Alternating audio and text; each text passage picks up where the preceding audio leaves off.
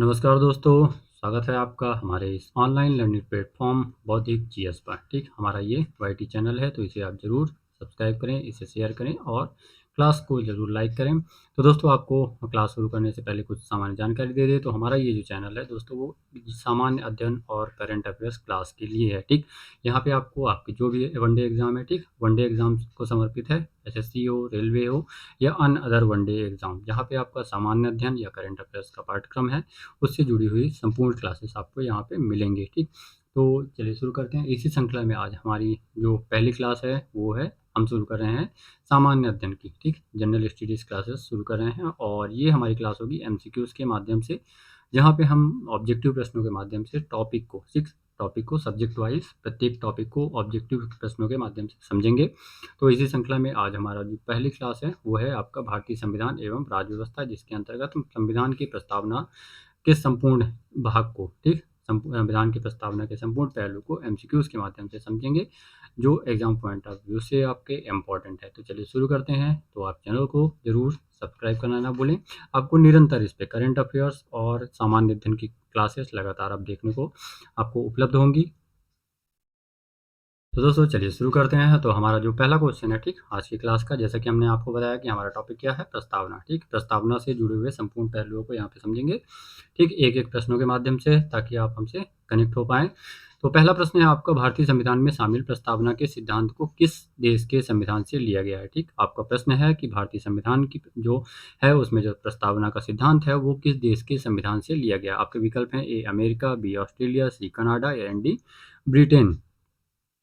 तो दोस्तों यहाँ पे आपका जो राइट आंसर होगा वो होगा ऑप्शन ए, ठीक, अमेरिका। कहाँ से? जो आपका प्रियम्बल है, ठीक, प्रस्तावना का जो प्रावधान है भारतीय संविधान में शामिल किया गया है, वो किस देश के संविधान से ग्रहण किया गया है? अमेरिका से। और कभी आपसे प्रश्न पूछता है, ठीक, कि कभी आपसे कि भारतीय संविधान की प्रस्तावना पर जो भाषा का प्रभाव है, ठीक, तो भाषा का प्रभाव कभी पूछता है तो वहाँ पे आपका आंसर हो जाएगा ऑस्ट्रेलिया।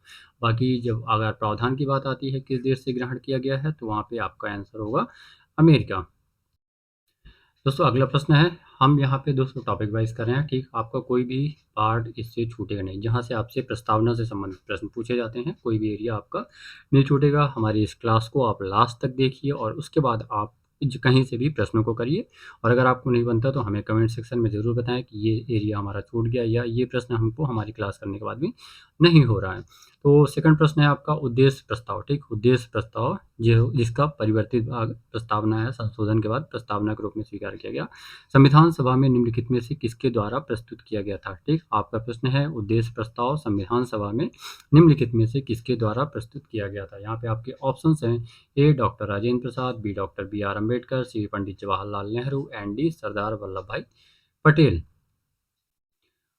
तो आपका यहाँ पे जो राइट आंसर होगा वो होगा ऑप्शन सी। ठीक, ये काफ़ी इंपॉर्टेंट क्वेश्चन है और आपका यहाँ से प्रश्न पूछा जाता है। तो इस एक पार्ट से जुड़े हुए कुछ अन्य पहलुओं को समझते हैं। तो जो आपसे उद्देश्य प्रस्ताव के संदर्भ में प्रश्न पूछे जाते हैं, तो फर्स्ट तो हुआ कि किसने प्रस्तुत किया। ठीक, संविधान सभा में उद्देश्य प्रस्ताव किसके द्वारा प्रस्तुत किया गया, अगर आपसे पूछता है तो वो है पंडित जवाहरलाल नेहरू द्वारा। फिर आपसे डेट पूछता है कि किस दिन उन्होंने संविधान सभा में किस दिन उद्देश्य प्रस्ताव को प्रस्तुत किया था। ठीक, तो वो दिन था 13 दिसंबर 1946। ठीक, अगर वो डेट पूछता है वर्ष के साथ, तो 13 दिसंबर 1946 को संविधान सभा में उद्देश्य प्रस्ताव जवाहरलाल नेहरू ने प्रस्तुत किया गया था। ठीक, अब अगर इसे सभा द्वारा स्वीकार कब किया गया। ठीक, सभा द्वारा जो है आपका जो ये स्वीकार कब किया गया, प्रस्तुत तो कर दिया इन्होंने, पर स्वीकार कब किया गया, याद रखिएगा ये डेट भी काफ़ी इंपॉर्टेंट है, 22 जनवरी आपका 1947। ठीक, 22 जनवरी 1947 को संविधान सभा द्वारा उद्देश्य प्रस्ताव स्वीकार किया गया। तो इस पार्ट से आपके जो मैक्सिमम प्रश्न पूछे जाते हैं, मोस्टली जो इम्पोर्टेंट है वो यही है कि पहला चीज़ तो उद्देश्य प्रस्ताव किसने प्रस्तुत किया था, तो पंडित जवाहरलाल नेहरू ने। कब प्रस्तुत किया था, ठीक, कब, वो डेट थी 13 दिसंबर 1946 को, ठीक, संविधान सभा में। और संविधान सभा द्वारा उसे कब एक्सेप्ट किया गया, स्वीकार किया गया उद्देश्य प्रस्ताव को, तो 22 जनवरी 1947 को। और इनमें जो प्रावधान किए गए थे, जो इन्होंने प्रस्ताव रखे थे, उसका कुछ संशोधित पार्ट बाद में प्रस्तावना में भी शामिल किया गया। अब हम जो आपकी प्रस्तावना में जो शब्दों का उल्लेख किया गया है, ठीक, वहाँ पे बहुत सारे महत्वपूर्ण शब्द हैं जिनसे आपसे प्रश्न पूछे जाते हैं, तो इन शब्दों को हम सीरीज़ में जिस प्रकार से आपकी प्रस्तावना पढ़ते हैं, आपके हम भारत के लोग भारत को एक संपूर्ण प्रभुत्व संपन्न समाजवादी, स्पंद निरपेक्ष लोकतंत्रात्मक गणराज्य बनाने के लिए, तो उसी क्रम में हम करेंगे। तो पहला है यहाँ पे संप्रभुता, ठीक? तो शब्द आता है आपका संप्रभुता, इसका अर्थ क्या है? ठीक, संप्रभुता प्रस्तावना में आप देखते होंगे, हम भारत के लोग भारत को एक संपूर्ण प्रभुत्व संपन्न, ठीक? संपूर्ण प्रभुत्व संपन्न मतलब कि वो संप्रभुता जो शब्द आता है, इसका अर्थ क्या है? ये आंतरिक मामलों में निर्णय की स्वतंत्रता, ठीक? किसी भी राष्ट्र की आंतरिक मामलों में केवल जो आप उसके देश के सीमा के अंदर जो फैसले हैं, वो लेने की स्वतंत्रता, बाह्य मामलों में निर्णय लेने की स्वतंत्रता, ठीक? केवल जो है बाह्य मामलों में, विदेशी मामलों में। सी, ए और बी दोनों, और डी इनमें से कोई नहीं।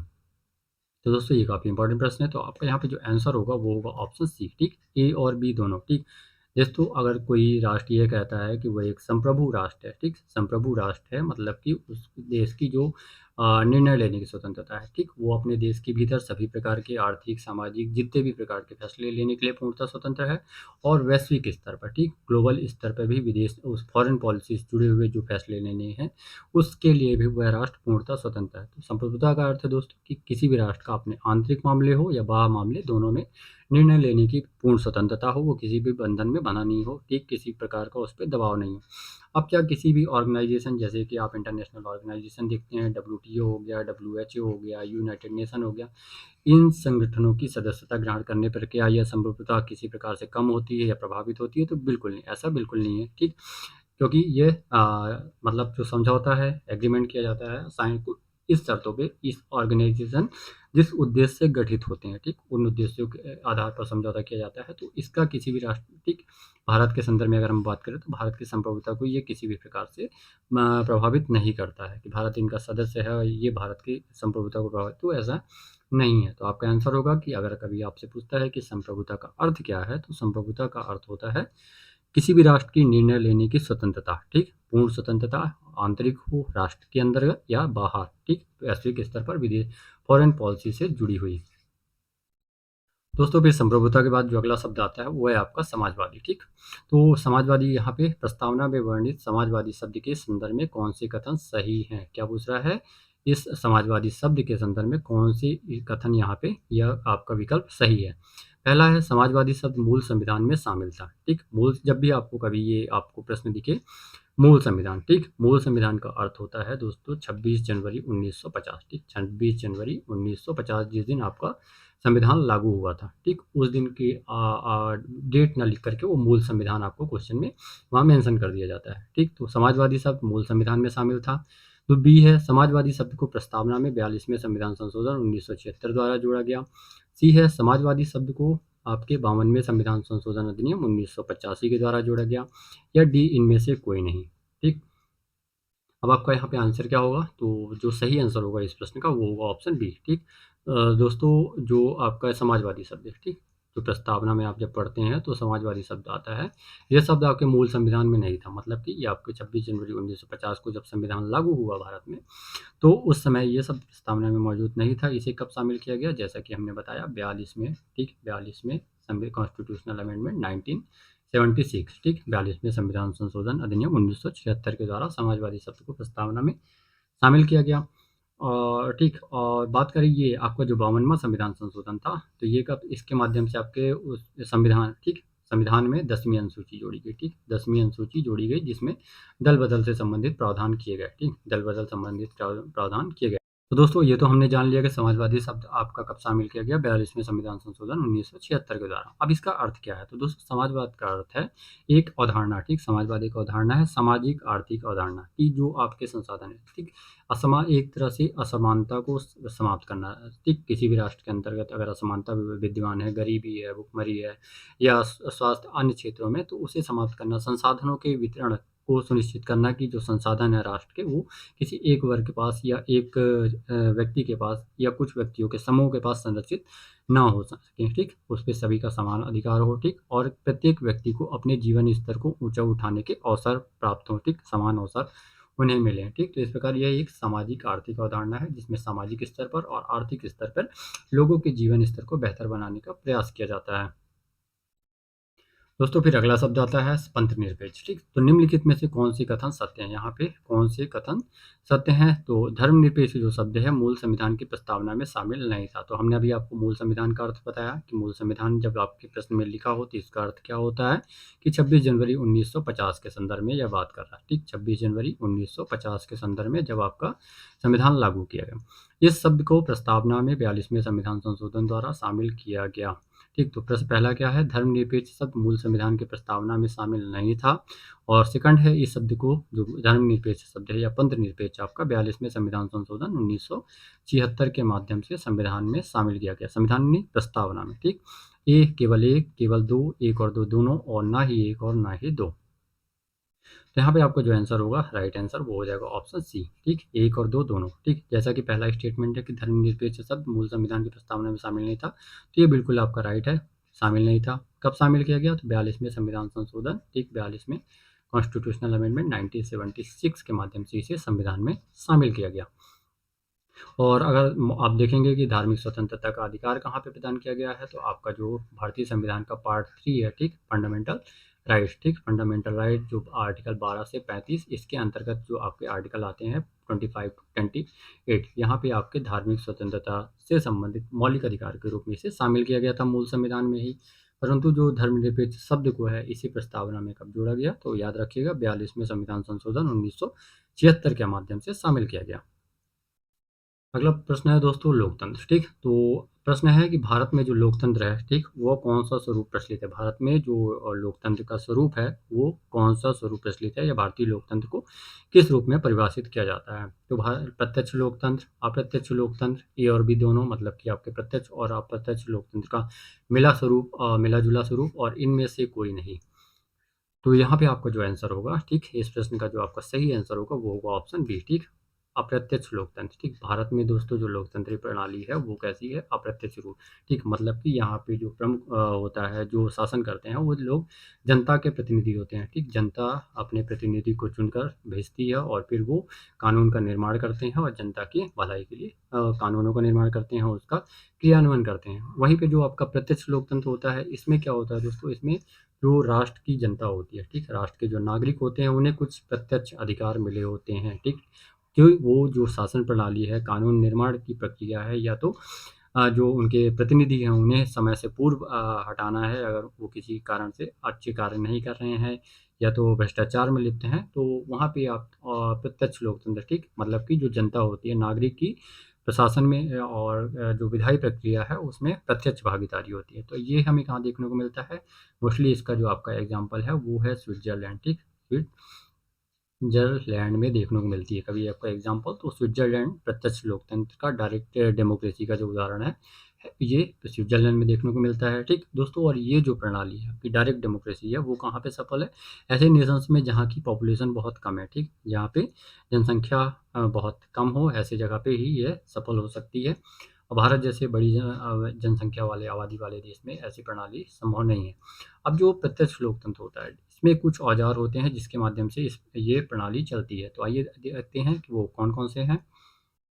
तो दोस्तों हमने आपको बताया कि 4 ऐसे माध्यम हैं जिनके माध्यम से प्रत्यक्ष डेमोक्रेटिक, ठीक, जो प्रत्यक्ष लोकतंत्र है वर्क करता है। तो उसमें पहला है परिपक्षा या जनमत संग्रह, ठीक, रेफरेंडम। तो इसमें क्या होता है, जब सरकार या संसद कोई कानून बनाती है लेकिन उसे लागू करने से पहले अंतिम मंजूरी के लिए देश की आम जनता के पास भेजा जाता है, तो उसे जनमत संग्रह कहते हैं, ठीक। यह कैसे काम करता है, तो संसद कानून का एक मसौदा ड्राफ्ट तैयार करती है और इसके बाद क्या करती है, उसे जनता के समक्ष प्रस्तुत करती है और जनता का मत मांगती है कि क्या वो सही है या नहीं। अगर बहुमत में हाँ कहते हैं तो कानून बनता है, अन्यथा उसे खारिज कर दिया जाता है, ठीक। तो पहला जो हो गया आपका परिपक्षा या जनमत संग्रह, ठीक। यह सरकार को जनता की इच्छा के विरुद्ध कोई भी मनमाना कानून बनाने से रोकता है। यह 2 प्रकार का होता है, एक अनिवार्य संविधान संशोधन के लिए और वैकल्पिक जनता द्वारा मांग किए जाने पर। फिर दोस्तों जो सेकंड माध्यम है, पहल या उपक्रम, ठीक, इनिशिएटिव, इसमें क्या होता है कि इस औजार के तहत कानून बनाने का अधिकार सिर्फ सरकार या संसद के पास नहीं होता, बल्कि खुद आम जनता भी नए कानूनों का प्रस्ताव प्रस्तुत कर सकती है, ठीक। जैसे कि हमारे देश में आप देखते हैं कि जो कानून का निर्माण होता है वो विधि संसद या विधानमंडल द्वारा किया जाता है, जो प्रतिनिधि आप चुनकर भेजते हैं उनके द्वारा, ठीक।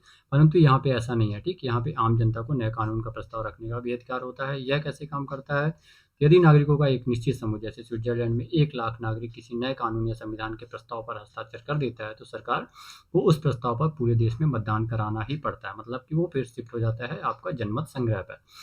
यदि सरकार किसी महत्वपूर्ण मुद्दे पर कानून बनाने में देरी कर रही है या उपेक्षा कर रही है तो जनता इस औजार के जरिए सरकार का कानून कानून बनाने पर मजबूर कर सकती है। ठीक, तो दूसरा हो गया आपका पहल। अब थर्ड जो है, तीसरा इसका औजार जिसे आप कहते हैं वो है वापस बुलाना या प्रत्याह्वान, ठीक, रिकॉल करना। अब इसमें क्या अधिकार मिले हैं जनता को, क्या होता है कि यह मतदाताओं को यह शक्ति देता है, ठीक, जिन्होंने मतदान किया है, कि यदि उनका चुना हुआ कोई प्रतिनिधि जैसे कोई अधिकारी नेता ठीक से काम नहीं कर रहा या भ्रष्ट है तो उसका कार्यकाल पूरा होने से पहले उसे पद से हटाया जा सकता है। ठीक, जैसे आप हमारे यहाँ देखते होंगे कि वर्तमान में भी क्या चल रहा है कि एक पार्टी का सांसद है, ठीक, वो दूसरी पार्टी में शिफ्ट हो गया या पूरी की पूरी हाफ 2/3 पार्टी लेकर के शिफ्ट हो गया, उसकी सदस्यता यहाँ पे बची रहती है। ठीक, वो दल बदल कानून से बच जाता है और पूरे 5 साल तक शासन करता है। ठीक, शासन में बना रहता है वो, और अब वो किस लिए जा रहा है, किस भय से वो पार्टी चेंज कर रहा है, वही जाने। ठीक, परंतु जानते हैं कि वो किस भय से पार्टी चेंज करता है। पर यहाँ पे ऐसा नहीं है, यहाँ पे अगर ऐसा है तो जनता को अधिकार है कि वो उसे रिकॉल करके हटा सकती है उसी समय। यह कैसे काम करता है, तो मतदाता एक परिचय शुरू करते हैं, यदि उस पर तय संख्या पर हस्ताक्षर हो जाते हैं तो उस प्रतिनिधि को हटाने के लिए दोबारा मतदान होता है। यदि जनता उसे हटाने के पक्ष में वोट देती है तो पक्ष छोड़ना पड़ता है, उस सीट पर नए चुनाव होते हैं। ठीक, तो कहीं ना कहीं ये प्रणाली अच्छी है कि जो आपका भ्रष्ट नेता है उसे उसके पूर्ण शासनकाल से पहले ही सत्ता से बाहर कर दिया जाता है। परंतु ये संभव ऐसी जगह है जहाँ पे जनसंख्या कम हो। हालाँकि इसे विधानसभा क्षेत्रों में लागू किया जा सकता है कि जैसे कि आपका जो सांसद इस तरह का कर रहा है या विधायक सत्ता परिवर्तन कर रहा है, एक दल से दूसरे दल में जा रहा है, तो उस विधानसभा क्षेत्र में जनमत संग्रह करा लिया जाए और अगर परिणाम सही है, हाँ में है, तो उसे उस समय वहाँ से उसे बर्खास्त कर दिया जाना चाहिए, उसकी सदस्यता को समाप्त कर दिया जाना चाहिए। अब चौथा आता है जन्म संग्रह या लोक मत। ठीक, यह देखने में रेफरेंडम जैसा ही लगता है लेकिन इसका उद्देश्य थोड़ा अलग होता है। इसका उपयोग किसी कानून के लिए नहीं बल्कि किसी बड़े सार्वजनिक राजनीतिक या लोक महत्व के मुद्दे जैसे किसी क्षेत्र की सीमा विवाद है, संप्रभुता है, नए देश का गठन है पर जनता की राय जानने के लिए किया जाता है। और सरकार किसी विवादित या ऐतिहासिक फैसले को लेने से पहले जनता से सीधे पूछती है कि वह क्या चाहते हैं। उदाहरण के लिए किसी क्षेत्र के लोग किसी देश में शामिल होना चाहते हैं तब। ठीक, तो इसका उपयोग कब किया जाता है, कुछ विशेष फैसलों में किया जाता है, विधायिका से अलग। ठीक है, जब राष्ट्र को कुछ बड़े फैसले आते हैं तब ये इसका प्रयोग किया जाता है। राजनीतिक और रणनीतिक फैसलों को पूरी तरह से लोकतांत्रिक और शांतिपूर्ण तरीके से सुलझाने का एक जरिया है। तो आपने देखा यहाँ पे ये 4 माध्यम है। अब हमारा अगला क्वेश्चन है दोस्तों, क्वेश्चन नंबर 7। ठीक, गणतंत्र रिपब्लिक शब्द का सही अर्थ क्या है? दोस्तों ज़्यादातर ये जितने भी आपके प्रस्तावना में शब्द हैं, ठीक, प्रस्तावना में जितने शब्दों की वर्णन किया गया है, इनके संदर्भ में आपसे अर्थ पूछा जाता है कि इन शब्दों का सही अर्थ क्या है। ठीक, ज़्यादातर प्रश्न जो पूछे जाते हैं यहीं से। ठीक, तो गणतंत्र जो है शब्द का सही अर्थ क्या है? राष्ट्र का प्रमुख प्रत्यक्ष रूप से चुना जाता है, राष्ट्र का प्रमुख अप्रत्यक्ष रूप से चुना जाता है। राष्ट्र का जो प्रमुख होता है जैसे कि आपका राष्ट्रपति, ठीक, वो आपका उत्तराधिकार के माध्यम से पद पर आसीन होता है और यह ए और बी दोनों। ठीक, तो हम यहाँ पे किसकी बात कर रहे हैं? रिपब्लिक शब्द की। ठीक, गणतंत्र शब्द की बात कर रहे हैं, तो यहाँ पे जो आपका आंसर होगा वो होगा ऑप्शन डी। ठीक, ए और बी दोनों।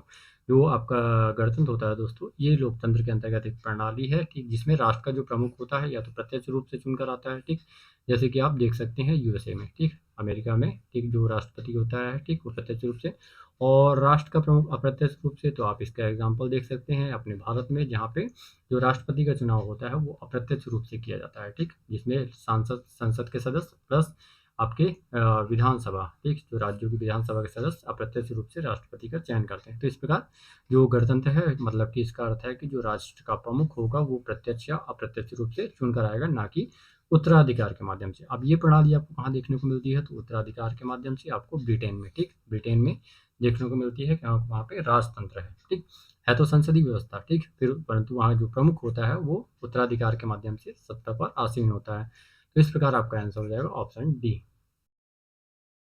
अब दोस्तों अगला प्रश्न आपका ये काफ़ी इंपॉर्टेंट है, इससे अलग-अलग प्रश्न पूछे जाते हैं, हमने यहाँ पे इसे संयुक्त रूप से शामिल किया है। तो प्रश्न है आपका कि संविधान की प्रस्तावना में कितने प्रकार के न्याय, स्वतंत्रता और समानता का उल्लेख किया गया है? ठीक, किसका? पहली चीज़ है न्याय, दूसरा है आपका स्वतंत्रता और तीसरा है समता। ठीक, कितने प्रकार के न्याय, स्वतंत्रता और समता का उल्लेख भारतीय संविधान की प्रस्तावना में किया गया है? तो आपके विकल्प हैं ए 2 3 5, बी 3 2 5, सी 5 3 2 और डी 3 5 2। दोस्तों आपके यहाँ पे जो राइट आंसर होगा वो क्या होगा? Option D. ठीक, 3 5 2। अब आइए देखते हैं इसे। ठीक, कौन-कौन से हैं? तो 3, 5, 2 ठीक। तो फर्स्ट है आपका जैसे कि हमने बात की न्याय की, ठीक? न्याय, तो कि 3 प्रकार के न्याय की उल्लेख किया गया है आपकी प्रस्तावना में, कौन-कौन से न्याय हैं? तो दोस्तों ये जो आपके न्याय हैं, वो है सामाजिक न्याय, ठीक? पहला जो न्याय है आपका सामाजिक, दूसरा आर्थिक, ठीक? सामाजिक, आर्थिक और राजनीतिक, ठीक? इन 3 न्यायों का उल्लेख आपकी प्रस्तावना में किया गया है, ठीक? तो और इनका क्रम भी यही है, ठीक? सामाजिक न्याय, आर्थिक न्याय और राजनीतिक न्याय, 3 प्रकार के न्याय का उल्लेख किया गया है। अगर आपसे पूछता है कि स्वतंत्रता, जैसे कि हमने बात की स्वतंत्रता, तो 5 प्रकार की आपकी स्वतंत्रता का उल्लेख किया गया है। अब ये स्वतंत्रताएँ कौन-सी हैं? इनका क्रम भी आप याद रखिएगा, आपसे क्रमानुसार प्रश्न भी पूछ सकता है। तो पहला आता है जो आपका विचार, ठीक? उसके बाद आपका अभिव्यक्ति, विचार, अभिव्यक्ति, ठीक? उसके बाद विश्वास, और फोर्थ है आपका विश्वास धर्म, और पाँचवा है उपासना। धर्म के बाद धर्म की आप उपासना करेंगे, धर्म के उपासना। तो ये आपका राइट क्रम है, ठीक? 5 प्रकार की स्वतंत्रता का उल्लेख किया गया है आपकी प्रस्तावना में, वो कौन-कौन सी हैं? तो पहली है विचार की स्वतंत्रता, अभिव्यक्ति की स्वतंत्रता, विश्वास की स्वतंत्रता, धर्म की स्वतंत्रता और उपासना की स्वतंत्रता। और न्याय का जैसा कि हमने बताया कि 3 प्रकार के न्याय हैं, कौन-कौन से? सामाजिक न्याय, आर्थिक न्याय और राजनीतिक न्याय। अब बात करते हैं समता या समानता, ठीक? समता या समानता कितने प्रकार की उल्लेख किए गए हैं? तो ये आपके 2 हैं, ठीक? इसमें कौन-कौन सी है? पहला तो है कि प्रतिष्ठा, ठीक? किसी भी व्यक्ति के आत्मसम्मान को ठेस नहीं पहुँचाई जाएगी, उसे प्रतिष्ठा, ठीक? और दूसरा अवसर की समता। अवसर की समता मतलब कि उसे अवसर प्राप्त होने चाहिए, उसे अपने जीवन यापन को बेहतर बनाने के, संसाधनों को प्राप्त करने के, ठीक? तो 2 प्रकार की समता का उल्लेख किया गया है, वो है प्रतिष्ठा और अवसर की समता, ठीक? तो आपका प्रश्न था संविधान की प्रस्तावना में कितने प्रकार के न्याय, स्वतंत्रता और समता का उल्लेख किया गया है? काफ़ी इंपॉर्टेंट प्रश्न है आपका। तो न्याय है आपके 3, सामाजिक न्याय, आर्थिक न्याय और राजनीतिक न्याय। स्वतंत्रता 5, विचार, अभिव्यक्ति, विश्वास, धर्म और उपासना। और समता है जो है वो दोस्तों प्रतिष्ठा और अवसर की समता। अब हमारा अगला प्रश्न है, अभी हमने जितने भी आपके इम्पोर्टेंट क्वेश्चन है किए, और प्रस्तावना का आपका कोई भी ऐसा भाग नहीं छूटा जहाँ से आपसे प्रश्न पूछे जाते हों और आपको ना बने, ठीक? और अब हमारा अगला प्रश्न है काफ़ी इम्पोर्टेंट, जो कि है प्रस्तावना में अब तक कितनी बार संशोधन किया गया है? क्या पूछा है आपसे कि भारतीय संविधान की जो प्रस्तावना है, उसमें अभी तक वर्तमान 2026 तक कितनी बार संशोधन किए गए हैं? पहला है आपका 1 बार, बी 2 बार, सी 3 बार या डी 4 बार। तो इस प्रश्न का जो आपका राइट आंसर होगा वो होगा ऑप्शन ए, 1 बार, ठीक? भारतीय संविधान की हमारी जो प्रस्तावना है उसमें दोस्तों अभी तक मात्र 1 बार संशोधन किया गया है, वो आपको हमने पहले भी डिस्कस किया है। वो क्या था? 42वां संविधान संशोधन, ठीक? कौन सा था? 42वां संविधान संशोधन 1976। और क्या किया गया इसमें? जो प्रावधान शामिल किए गए, वो भारतीय संविधान की प्रस्तावना में 3 शब्दों को शामिल किया गया, जिनकी हमने पहले व्याख्या कर चुकी है। वो था पहला, ठीक, समाजवादी, दूसरा आपका पंथ निरपेक्ष, ठीक, समाजवादी, पंथ निरपेक्ष, और तीसरा राष्ट्र की अखंडता, ठीक? राष्ट्र की अखंडता। इन 3 शब्दों को भारतीय संविधान की प्रस्तावना में शामिल किया गया था। किसके माध्यम से? 42वें संविधान संशोधन 1976 के माध्यम से। और एकमात्र संशोधन है जो अभी तक किया गया है। तो याद रखिएगा, भारतीय संविधान की प्रस्तावना में केवल एक संशोधन हुआ है, वो है आपका 42वां कॉन्स्टिट्यूशनल अमेंडमेंट 1976, और इसके माध्यम से 3 शब्दों को शामिल किया गया, समाजवादी, पंथ निरपेक्ष और राष्ट्र की अखंडता। अगला प्रश्न काफ़ी इंपॉर्टेंट, ये तो आपका 5 स्टार प्रश्न है, ठीक? बहुत ही इंपॉर्टेंट, भारतीय संविधान की प्रस्तावना का तो इसके अलावा मतलब अस्तित्व नहीं, ठीक? तो प्रश्न है आपका कि निम्नलिखित में से किस वाद में उच्चतम न्यायालय ने घोषणा प्रस्तुत की थी कि उद्देशिका संविधान का भाग है, ठीक? किस वाद की व्याख्या के दौरान उच्चतम न्यायालय ने यह माना कि जो हमारी प्रस्तावना है वो संविधान के भाग के रूप में उसे स्वीकार किया गया, ठीक? वो था आपका ए, बेरुवाड़ीवाद, बी, गोलकनाथवाद, सी, केशवानंद भारतीवाद और डी, मलक सिंहवाद। यहाँ पे आपका जो आंसर होगा वो होगा ऑप्शन सी, ठीक, केशवानंद भारतीवाद। ये कब आया था? 1973, वर्ष याद रखिएगा, 1973 में केशवानंद भारतीवाद की व्याख्या के दौरान, ठीक? इससे पहले भी ये प्रश्न उठा था, ठीक, बेरुवाड़ीवाद, ये वर्ष 1960 में आया था। इसमें भी ये प्रश्न उठा था क्या कि संविधान की प्रस्तावना अंग है या नहीं है। फिर आगे चल करके 1957 में, ठीक, सॉरी 1967 में गोलकनाथवाद में भी आया प्रश्न। परंतु आगे चल करके जब केशवानंद भारतीवाद आया 1973 में, तो इसमें संविधान की जो उच्चतम न्यायालय था उसने व्याख्या दी कि हाँ, जो हमारी प्रस्तावना है उसे संविधान के भाग के रूप में स्वीकार किया गया, ठीक? और ठीक तो याद रखिएगा 1973। और इसके अलावा एक और मामला है LIC ऑफ इंडिया, ठीक 1995 का मामला है एलआईसी ऑफ इंडिया, जिसमें न्यायालय ने माना कि हाँ, प्रस्तावना जो है वो संविधान का आंतरिक हिस्सा है। ठीक, प्रस्तावना जो है वो संविधान का आंतरिक हिस्सा है। तो 2 मामले हैं। मुख्यतः आपसे जो प्रश्न पूछा जाएगा वो केशवानंद भारतीवाद ही होगा। ठीक, और हुआ कब था? 1973 में। और इसी बात में एक मुख्य सिद्धांत दिया था आपका न्यायालय ने, मूल ढांचा का सिद्धांत। ठीक, बेसिक स्ट्रक्चर का सिद्धांत। हालांकि अलग अलग समय में व्याख्या के दौरान इसमें बहुत से प्रावधान शामिल किए गए। तो आपका प्रस्तावना भी मूल ढांचा में शामिल है। ठीक, मूल ढांचा मतलब कि जो संविधान का बेसिक स्ट्रक्चर है, इसमें संविधान संशोधन जो है आपके आर्टिकल 368 के माध्यम से संशोधन तो किए जा सकते हैं, परंतु ऐसे संशोधन जो पॉजिटिव हो। ठीक, जो इसे मजबूत करें, ना कि निगेटिव। ठीक, निगेटिव संशोधन बिल्कुल इसमें नहीं किए जा सकते, जो कि उसके महत्व को, उसके उद्देश्यों को, किसी भी प्रावधान को कम करें। ठीक, तो मूल ढांचा का सिद्धांत भी आपका न्यायालय ने किस में दिया था? तो केशवानंद भारतीवाद 1973 में। और आपका जो उद्देशिका को, प्रस्तावना को संविधान के भाग के रूप में स्वीकार किया गया, वो भी था आपका केशवानंद भारतीवाद 1973 में। दोस्तों अब हमारा अगला क्वेश्चन एक ये भी काफ़ी महत्वपूर्ण है, स्टेटमेंट से जुड़ा हुआ है। संविधान की प्रस्तावना का दीर्घकालिक सपनों का विचार क्या है? ठीक, जब आपका पेपर उन्हें टफ बनाना होगा तो आपसे इस तरह के प्रश्न भी पूछ सकते हैं, प्रस्तावना से जुड़े हुए आपके कथन कि संविधान सभा में या जो मेंबर थे या उससे अलग जो उस समय के नेता थे, उनमें से किसने क्या कथन या क्या विचार प्रस्तुत किए थे संविधान संविधान की प्रस्तावना के संदर्भ में। तो इसी में आपका एक प्रश्न है कि संविधान की प्रस्तावना दीर्घकालिक सपनों का विचार है। क्या कथन है? संविधान की प्रस्तावना दीर्घकालिक सपनों का विचार है। यह कथन किसका है? नेपाल की वाला, doctor B R. Ambedkar, K M. Munshi या सरदार अल्लादी कृष्ण स्वामी अय्यर। तो आपका यहाँ पे जो आंसर हो जाएगा दोस्तों, वो होगा ऑप्शन डी। ठीक, राइट आंसर है। आप याद रखिएगा, काफ़ी इंपॉर्टेंट है, इसे नोट कर लीजिए और याद करिएगा कि जो आपका ये है, संविधान की प्रस्तावना हमारे दीर्घकालिक सपनों का विचार है। यह मत किसने, कथन किसने दिया था? तो सर अल्लादी कृष्ण स्वामी अय्यर ने किसके संदर्भ में कहा था? प्रस्तावना के संदर्भ में। ठीक, प्रस्तावना के संदर्भ में उन्होंने यह कहा था। तो प्रस्तावना के संदर्भ में अभी हमने एक कथन देखा, कुछ और इंपॉर्टेंट कथन है, जैसे कि आपकी प्रस्तावना संविधान का परिचय पत्र है। ठीक, ये किसने कहा था? तो आपके N A Palkhivala, N A Palkhivala ने जो संविधान की प्रस्तावना है उसे क्या कहा? संविधान का परिचय पत्र कहा। फिर एक और बहुत ही महत्वपूर्ण स्टेटमेंट, प्रस्तावना हमारे संप्रभु प्रजातांत्रिक गणतंत्र की जन्म कुंडली है। ठीक, प्रस्तावना हमारे संप्रभु प्रजातांत्रिक गणतंत्र की जन्म कुंडली है। किसने कहा था दोस्तों? के.एम. मुंशी। यह कथन किसका है? के.एम. मुंशी का। याद रखिएगा, प्रस्तावना संविधान का परिचय पत्र है, किसने कहा? एन ए पालकीवाला ने। ठीक, और प्रस्तावना हमारे संप्रभु गणतंत्र की जन्म कुंडली है, तो वो के.एम. मुंशी ने। और एक और महत्वपूर्ण कथन है आपका ये कि प्रस्तावना संविधान में का सबसे सम्मानित भाग है, यह संविधान की आत्मा है, संविधान की कुंजी है, संविधान का आभूषण है और एक उचित स्थान है जहाँ से कोई भी संविधान का मूल्यांकन कर सकता है। तो यह स्टेटमेंट है डॉक्टर पंडित ठाकुरदास भार्गव का।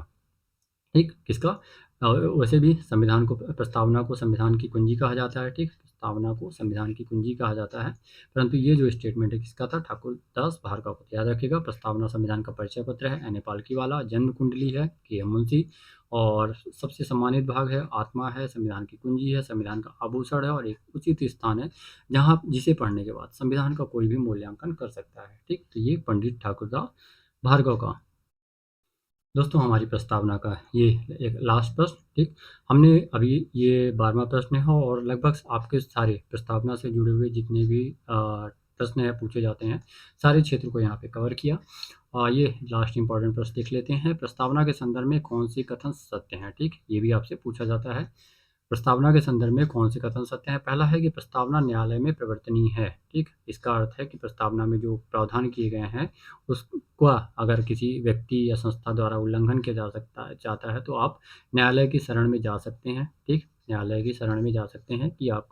दूसरा, प्रस्तावना ना तो विधायिका की शक्ति का स्रोत है और ना ही शक्तियों का किसी प्रकार का प्रतिबंध लगाती है। ठीक, ना तो आपके विकल्प हैं, केवल एक, केवल दो, एक और दो दोनों, और ना ही एक और ना ही दो। आपको बताना है कौन सा यहाँ पे सत्य है। ठीक, ध्यान से पढ़िए। प्रस्तावना न्यायालय में प्रवर्तनीय है, तो ये आपका यहाँ पे स्टेटमेंट रॉन्ग है। ठीक दोस्तों, प्रस्तावना प्रवर्तनीय नहीं है। ठीक, इसके जो प्रावधान है वो आप न्यायालय में नहीं जा सकते। आपका प्रवर्तनीय क्या है? मौलिक अधिकार। ठीक, मौलिक अधिकार। कभी आपसे पूछता है तो मौलिक अधिकार है। अगर आपके मौलिक अधिकारों का कोई उल्लंघन करता है तो आप डायरेक्ट न्यायालय की शरण में जा सकते हैं, उच्च न्यायालय या उच्चतम न्यायालय। इसके अलावा आपका अगर मौलिक कर्तव्य देता है और राज्य के नीति निर्देशकता तो डीपीएसपी देता है या तो प्रस्तावना, ठीक।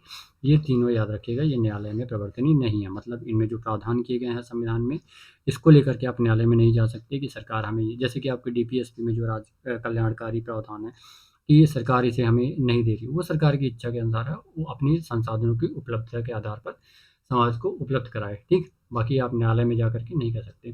सिर्फ न्यायालय में जाने का जो अधिकार है वो है आपका न्यायिक जो है तो प्रवर्तनीय है, वो है मौलिक अधिकार। प्रस्तावना ना तो विधायिका की शक्ति का स्रोत है और ना ही शक्तियों पर प्रतिबंध लगाती है, बिल्कुल सही है। तो आपका ऑप्शन होगा केवल दो, ठीक। प्रस्तावना में जो प्रावधान है वो विधायिका को उसके कानून बनाने और क्रियान्वयन आदि के संदर्भ में किसी प्रकार से बाध्य नहीं करती और ना ही शक्ति का स्रोत है। प्रस्तावना केवल संविधान का एक दर्शन है, ठीक, जिसको जो संपूर्ण संविधान, ठीक। अगर आप संविधान की प्रस्तावना को पढ़ते हैं तो उसके माध्यम से आप समझ सकते हैं कि जो हमारे संविधान निर्माता थे वो उद्देश्यों को प्रदर्शित करती है। प्रस्तावना उन उद्देश्यों को प्रदर्शित करती है कि क्या चाहते थे जो संविधान निर्माता थे, वो एक राष्ट्र के रूप में भारत को क्या-क्या चाहते थे, देश के नागरिकों को वो कौन-कौन सी स्वतंत्रता प्रदान करना चाहते थे, ठीक। प्रस्तावना भारत की प्रकृति को बताती है, ठीक। भारत की प्रकृति को बताती है कि भारत, जैसे कि हमने पढ़ा है ना कि भारत संप्रभु, समाजवादी, पंथनिरपेक्ष, लोकतंत्रात्मक गणराज्य है।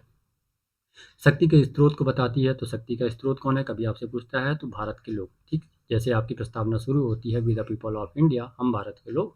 शक्ति का जो स्रोत है वो हम भारत के लोग, नागरिक हैं आप, ठीक। उसके बाद भारत की जो प्रकृति बताती है, भारत का संपूर्ण प्रभु संपन्न समाजवादी पंथनिरपेक्ष लोकतंत्रात्मक गणराज्य है। उसके बाद उद्देश्यों को भी बताती है कि उद्देश्य क्या है, जैसे कि आपने न्याय पढ़ा, ठीक, जस्टिस, लिबर्टी, स्वतंत्रता और समता, ठीक, और बंधुत्व। ये आदर्श जो बताती है कि ये क्या स्थापित करना चाहती है, जो उद्देश्य, ठीक, और लागू होने की तिथि को भी बताती है, ठीक। कि किस दिन अंगीकृत किया गया था संविधान, ठीक, 26 नवंबर जैसे उसमें देता है आपको।